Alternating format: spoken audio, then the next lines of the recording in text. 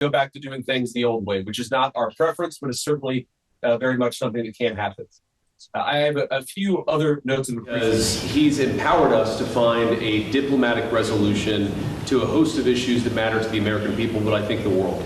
The opening of the Strait of Hormuz, the ending of the Iranian nuclear program, all of these things have already been a question before us now is how much more can we accomplish together? Can we turn over a new leaf? Can we change relations in the Middle East permanently? Or do we go back to doing things the old way, which is not our preference, but is certainly very much something that can happen. I have a few other notes of appreciation. First of all, to the Prime Minister of Pakistan. A dear friend of the President's, a dear friend of mine, a guy who has been, with his leadership and his very careful and skilled negotiations, got us to this point. To his Field Marshal in Pakistan, Asim Munir. I will say that since Field Marshal Munir welcomed us with the Prime Minister in Islamabad, I have joked that I have two very, very important people in my life, an Indian and a Pakistani. The Indian is my wife, and the Pakistani is Field Marshal Munir. I've probably talked to Field Marshal Munir more than I've talked to anybody else over the last 3 months. We would not be here without his statesmanship. He is, of course, a great military leader, but I think he's shown himself to be a great diplomat. And, of course, to Sheikh Mohammed, who's an amazing friend of the United States of America, but has been also an important part of getting us to this point. I think it's important for the American people, but people all over the world to appreciate that what's brought us to this moment is the President's leadership and the President's willingness to see a Middle East that is much different 10 years from now than it was 10 years ago. And what we're trying to accomplish here is something very simple. Through diplomacy, through working together to transform the Middle East, where Iran and the Gulf have been at war with each other, or at least have had very unfriendly relations, where Iran has been a driver of regional instability. Now we see a future where everybody can work together to promote peace and prosperity for everyone. What we have already seen back home in the United States is lower gas prices. We've seen the free flow of oil and gas. We've seen peace. And now we're trying to build on that to see if we can build something even better and more sustainable for the future. This is a historic meeting. Never before, outside of Islamabad and here, so outside the last few months, never before has the Iranian and American leadership met at such a high level. What the President has asked us to do is turn over a new leaf, to transform our relationship with the people of Iran and to extend an outstretched hand that says to the people of Iran that if your leadership is willing to give up being a driver of regional instability, if they are willing to give up nuclear weapons ambitions for the long term, then the United States is willing to fundamentally transform our relationship with that country. That is certainly our goal. We've already made great progress over just the last few hours, and I expect that we'll make additional progress in the hours to come. Thank you all. But is it possible just one question? Thank you all. But is it possible just one question, Mr. Vance? The main issue is... Let Sheikh Mohammed speak, please. First of all, I would like to welcome you here, Mr. Vice President, Mr. Prime Minister, your leadership and Field Marshal leadership actually initiating that process. That's what brought us here today.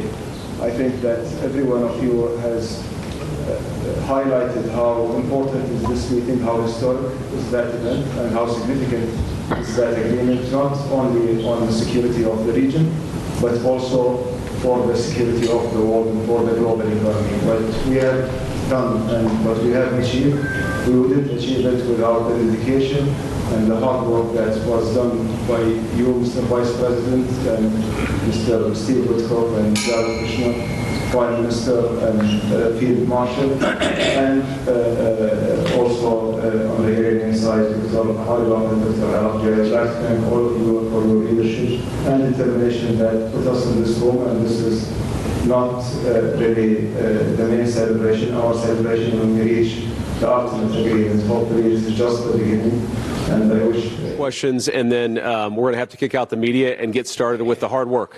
Go ahead. Thank you. Do you have a message for Prime Minister Netanyahu with regards to Israel's military operations in Lebanon? Well, first of all, we've seen great progress over the last just couple of days in ensuring that the ceasefire holds in Lebanon. These things are always a little bit messy. If you go back to how much was happening 3 months ago and compare it to 3 weeks ago, great progress has been made. If you go back to 3 weeks ago to 3 days ago, additional progress has been made. The president has committed us to see a full regional ceasefire. We found great partners in working with the Qataris, the Pakistanis, our friends in Israel. We're all working towards regional peace. There, of course, are going to be sometimes disagreements about precisely how to get there, but I actually feel great about where we are in Lebanon. There's still some additional wood to chop, but we're going to keep on working at it. I know you had a question over here. Are you ready to stop genocide in Lebanon? As you know, your alignment, Israel, has something like genocide in Lebanon.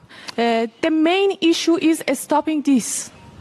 Well, ma'am, I think that the President of the United States and the United States of America have done more to stop the conflict in Lebanon than any government anywhere in the world over the last few months, and we're going to keep on working towards it. As I think a lot of you appreciate, peace is never easy. Peace always requires a little bit of work. It always requires a little bit of give and take. But the President of the United States is committed not just to peace between the United States and Iran.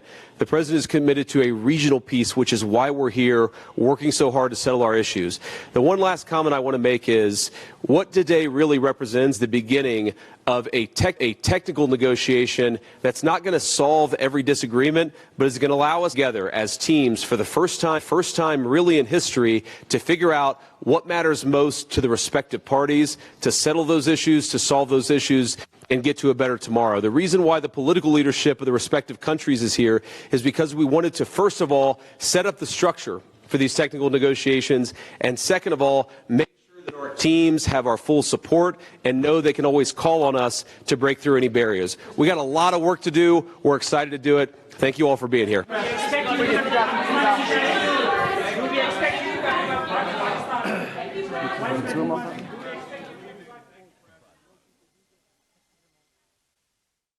Switzerland में जहां पर America Iran तकनीकी मुज़ाकरात अब से कुछ देर में बाकायदा तौर पर शुरू हो जाएंगे। ये मनाज़िर आप देख सकते हैं उस हॉल के जहां पर ये मुज़ाकरात अब से कुछ देर में शुरू होंगे। पाकिस्तान के वज़ीर आज़म शहबाज शरीफ, अमरीकी नायब सदर जेडी वैंस हॉल में मौजूद हैं, कतर के वज़ीर आज़म भी हॉल में मौजूद हैं और ईरान का वफ़द भी स्विट्ज़रलैंड मौजूद है, जहाँ पर अब से कुछ देर में बाकायदा तौर पर मुज़ाकरात का आगाज़ हो जाएगा। अब से कुछ देर पहले पाकिस्तान के वज़ीर आज़म जेडी वैंस, अमरीकी नायब सदर और कतर के वज़ीर आज़म ने मीडिया से कुछ गुफ्तगू भी की है। अमरीकी नायब सदर ने यह कहा है कि वज़ीर आज़म और फील्ड मार्शल का किरदार लायक तहसीन है। फील्ड मार्शल सैयद आसिम मुनीर एक अजीम सिपह सलार हैं और उन्होंने मज़ीद कहा कि अमन के लिए ईरान के मुस्बत किरदार के ख़्वाहां हैं। अमन लाना आसान नहीं होता, लेकिन सदर ट्रंप ख़ित्ते में अमन लाने के लिए कोशां हैं। जिसके बाद कतर के वज़ीर आज़म ने भी वज़ीर आज़म पाकिस्तान शहबाज शरीफ और फील्ड मार्शल सैयद आसिम मुनीर के किरदार की तारीफ़ की है। कहा कि पाकिस्तान के किरदार को दुनिया भर में सराहा गया है। इससे पहले पाकिस्तान के वज़ीर आज़म ने भी कुछ गुफ्तगू की है और कहा कि ये आलमी अमन के लिए एक अहम मौका है। मंसूर हमारे साथ ही मौजूद हैं। मंसूर, हमने तमाम तर गुफ्तगू भी देखी, आप किस तरह से एनालाइज कर रहे हैं इस सिचुएशन को? मेरा ख्याल में बड़ा एक पॉजिटिव किस्म का जो है वो आज जवाब दिया गया है वाइस प्रेसिडेंट जेडी वैंस की जानिब से। हैरानकुन बात ये थी कि ईरानी वक्त जो है वो यहाँ पे नहीं आया, जबकि इंतजार किया जा रहा था कि वो भी यहाँ पे आएगा, लेकिन अभी तक वो नहीं आया। लेकिन मीडिया को जो है वो कहा गया कि आप फिलहाल अभी हॉल से बाहर आ जाएं, गालबन उसके बाद ईरानी भी जो वफ्द है वो यहाँ पे आएगा। और शायद हो सकता है इसकी वजह ये हो कि ईरानी वफ्द और अमेरिकन जो वफ्द है शायद वो एक साथ खड़ा होना जो है वो शायद मुनासिब नहीं समझ रहा था, लेकिन उसके बाद हमारे निकलने के बाद जो है शायद वो दोबारा वापस अंदर दाखिल हो जाए।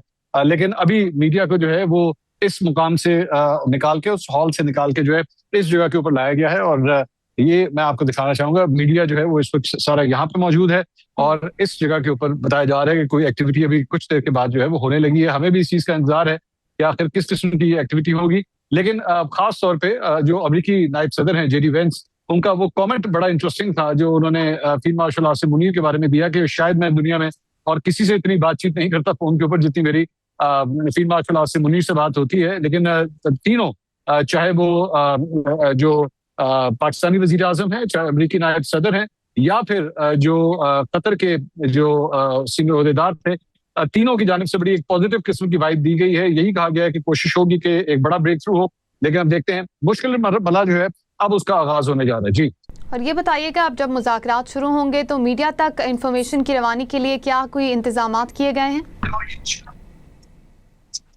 جی ہاں بالکل. میڈیا کے لیے جو ہے وہ پورے ایک میکنزم جو ہے وہ ضرور